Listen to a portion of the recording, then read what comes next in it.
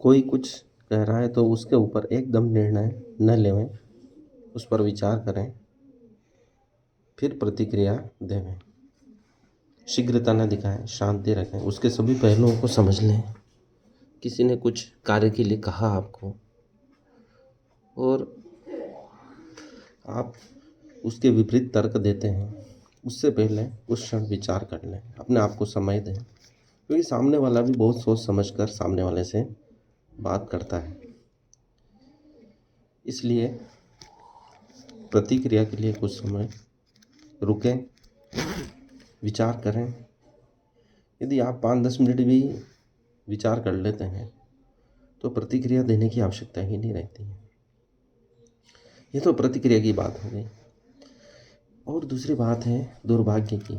यदि आपको लगता है कि भाग्य साथ नहीं दे रहा है तो हमें मेहनत करनी होगी। मेहनत हमेशा साथ देगी, ऐसा विद्वानों का कथन है और ये सत्य भी है।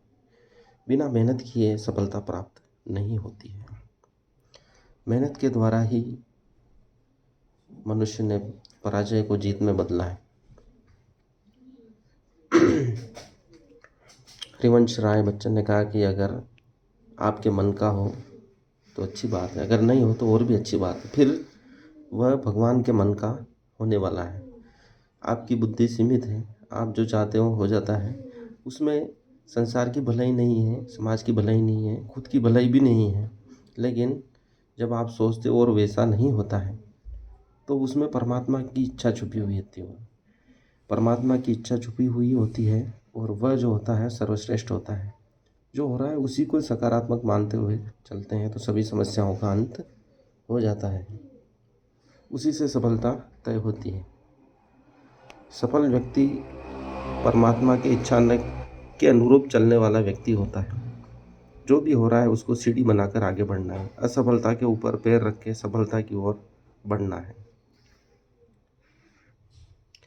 एक राजा था, जब उसका सेनापति ने कह दिया कि सामने वाले युद्ध करने वाली राज्य के पास बहुत बड़ी सेना और हमारा हारना निश्चित है, तो राजा घबरा कर उस राज्य के फकीर के पास गया और कहा कि हमारा सेनापति कह रहा है कि सामने वाली सेना जो कल युद्ध के लिए आ रही है उससे हम हार जाएंगे, हमें कुछ उपाय बताएं। फकीर ने कहा सबसे पहले उस सेनापति को बंदी बना लो। राजा ने वैसा ही किया और फकीर ने कहा मुझे सेनापति बनाओ। राजा घबराया, फकीर को अनुभव नहीं था सेनापति का, फिर भी फकीर सम्मानित था, बात मानी गई। फकीर को सेनापति बनाते ही अगले दिन वह सेनापति बनकर समस्त सेना को लेकर पहले मंदिर में गया। सेना भी पहले से ही घबराई हुई थी और मंदिर में जाने पर सेना अचंभित हो गई। फकीर ने कहा पहले हम तय कर लेते हैं कि भगवान साथ देंगे कि नहीं देंगे। तो फकीर ने सिक्का उठाया और उछाला, यदि हेड आया तो हमारी जीत निश्चित है। सिक्का उछाला गया और हेड आया। सेना में उत्साह का संचार हुआ, जीत हमारी पहले से ही निश्चित हो गई है। फकीर ने कहा और युद्ध के लिए घमासान संघर्ष किया गया और छोटी सेना होते हुए भी फकीर सेनापति ने सेना को विजयी दिलाई। राजा अचंभित हुआ। राजा ने ये कहा कैसे संभव हुआ। फकीर ने कहा कि सेना को विश्वास दिलाना जरूरी था।